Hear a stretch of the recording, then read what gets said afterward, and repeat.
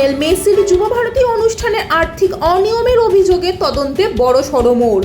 কলকাতা ও হুগলি জুড়ে এইবার কেন্দ্রীয় তদন্ত সংস্থা ইডি সরাসরি অভিযান চালালো মূল আয়োজক শতদ্রু দত্তের বাড়িতে। ইডি আধিকারিকরা বিধাননগর পুলিশের সহায়তায় অভিযান চালালো। রিষড়া থানার পুলিশের উপস্থিতিতে বাঙ্গুর পার্কের 3 তলা বাড়িতে তল্লাশি। বাড়িতে সুইমিং পুল ও ব্যক্তিগত ফুটবল মাঠ রয়েছে। তল্লাশির সময় বাড়িতে শুধু পরিচালিকা ছিলেন। বাড়ির বিভিন্ন ঘর ঘুরে নথি ও আর্থিক লেনদেন সংক্রান্ত তথ্য খোঁজা হয়। মেসির অনুষ্ঠানের বিপুল পরিমাণ কালো টাকা ব্যবহারের অভিযোগ খতিয়ে দেখা হচ্ছে।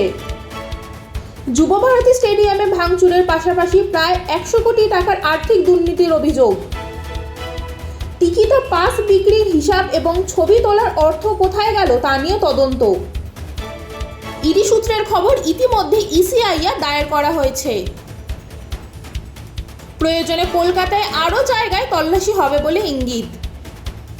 শতদ্রু দত্ত বর্তমানে পুলিশ হেফাজতে, তদন্ত চলছে একাধিক দিক দিয়ে।